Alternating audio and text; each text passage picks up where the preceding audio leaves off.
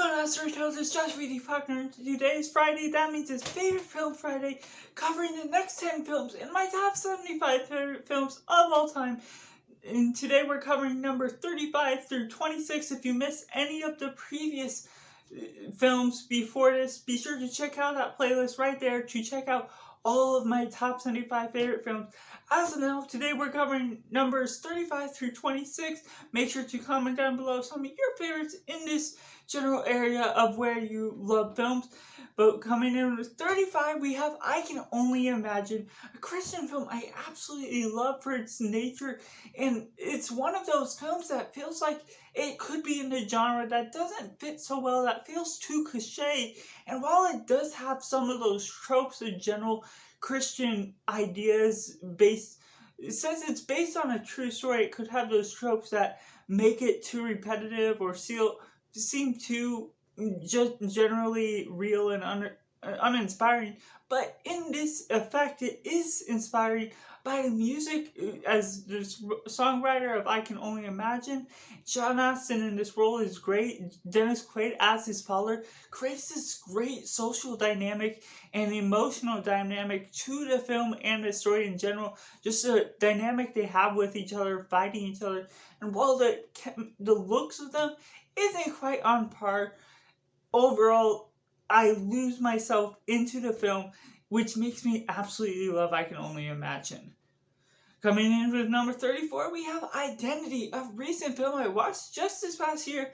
That's a psychological thriller type of thing where they're trying to figure out this serial killer, and we're getting flashbacks back and forth between sort of this court case and these events that you believe to have happened, as these 10 different people are going to this hotel, and you're going with the multiple personality disorder covering this one guy.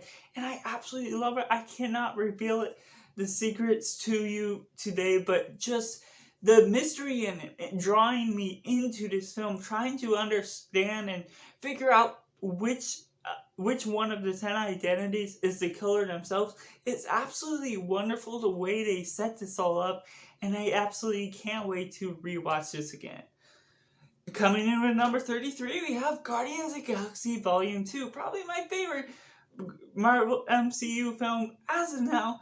Absolutely enjoyable, directed by James Gunn. Such a masterpiece with all of these family dynamics crafted within, and you have the father issue with Peter Quill meeting his father Ego, and one of the better Marvel villains just with Ego creating this whole dynamic, creating this whole world, and drawing him and deceiving Peter Quill into trying to draw him in. And you get Yondu as the father role, and just the iconic lines that you get throughout this film, and the emotional death that I won't spoil if you haven't seen it. Just altogether an absolutely beautiful film that has such rich themes crafted by James Gunn masterfully. Coming in with number 32, we have The Usual Suspects, an incredible mystery detective sort of case where they're trying to diagnose this one person who has done something, and they suspect someone to do it. The usual suspects of what they're going to, it's sort of a flashback back and forth of this one guy telling all of this story from his point of view that he's trying to make up.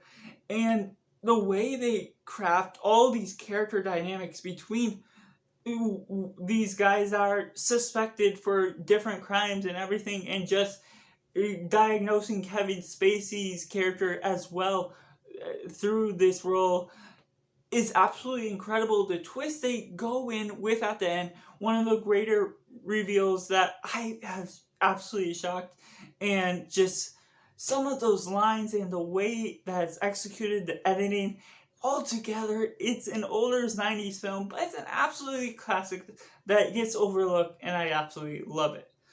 Coming in at 31, we have Requiem from a Dream.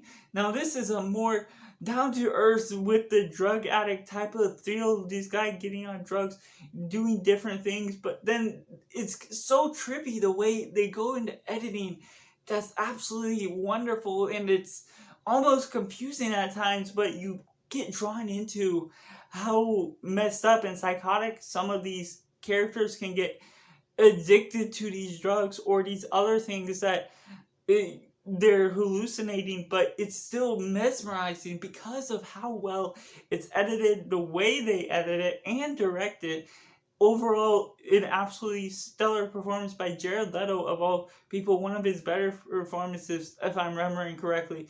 And just all the dynamic, and then with his mother as well, you're not expecting her to be drawn into the mix, but altogether, like, it's heart-wrenching, but mesmerizing all at the same time. And before we get into my top 30, make sure to comment down some of your favorites of your top 30 coming down as we go through 30 through 26 in this video. And be sure to check out that playlist if you missed out on any previous entries. Coming in with number 30, we have Poncho and Club, an untraditional sort of romance film that is more of a romance drama because it has Adam Sandler, it has a bit of comedy. It makes here and there with it, and just a relationship that doesn't always quite work, but it always becomes invested. You are cheering on this relationship, and the way it becomes more invested, and just the idea with the pudding is hilarious, and yet it's making sense the way he's going about it. He's such a quirky character, an odd character, especially as you confront him with the rest of his sisters as well. He seems the oddball of the group, but overall it becomes this fun adventure, especially as he gets a call as gets in trouble for going on this phone dating that he ends up stepping out of. And overall the story is quite catchy, unique for its own means, and just has a lot of different things that add together to make for one wonderful story.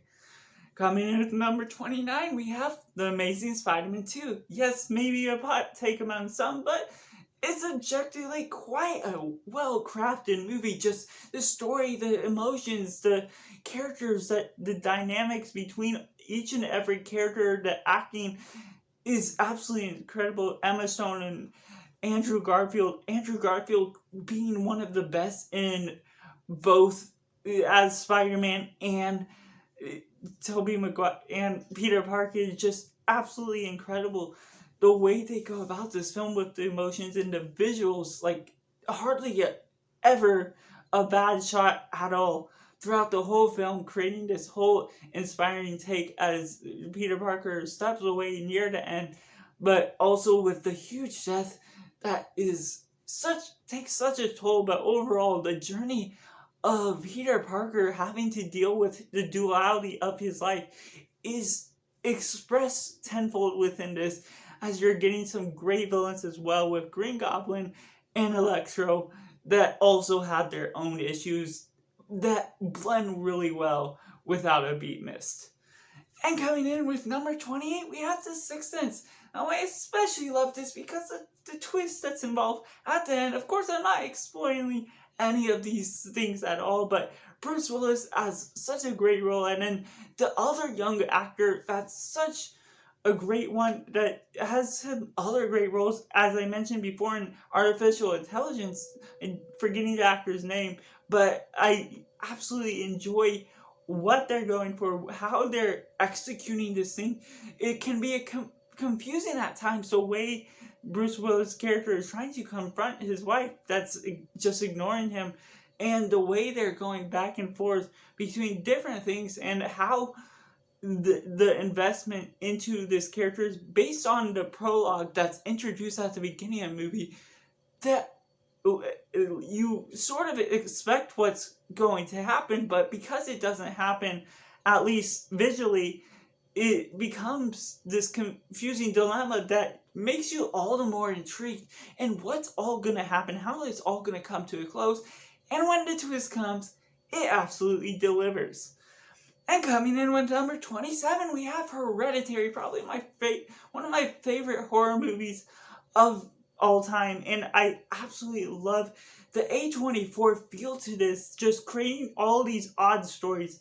But it absolutely lands well with Ari Aster at the director's helm, just creating this odd sort of demonic sort of ritual type of story that you just don't expect. It feels all the more natural. It has some surreal, disturbing scenes just with the sister and what happens to her, and then having the brother relationship, and just the relational loss within the family, all confined within this family role, sticking with these as the main characters, and then how they're involved with school, work, other different things, and then just dealing with that loss, where that all dissolves into with reveals of different things based on grandmother and all these different family ritual at the end is absolutely insane. It's not a happy ending, but it is one that absolutely sticks with me, and I love the story altogether. And coming in with the final film on this list, number 26, we have Hunt for the Wilder People by Taika Waititi. Now, this is one that's quite overlooked, or else just not talked about, that I highly enjoy for the comedy, the richness of the reality, and yet somehow it's like unconventional in the way it uses comedy into the natural flow of life. Sam Neill's character with this other guy just creating such a strong dynamic that doesn't fit together so well at first, and then as the loss of his wife, they have to come together, and as he's running away from the foster care system and just working together to continue on, and as they're being hunted, and just all of the story and the majestical wordplay and all these other things, and just all the relational dynamics between these characters and the culture that you're going for is so fun, just with these two actors, and then the chase that ensues following them at the end. And so that's going to be my top 10 favorite films of 35 through 26 on my top 75 favorite films. Make sure to like and subscribe. Check out my previous list up there. And be sure to subscribe so you don't miss out on the next list, number 25 through 16 next week, and concluding the following Friday with my top 15 favorite films of all time. Make sure to like and subscribe. Thank you for watching. Bye.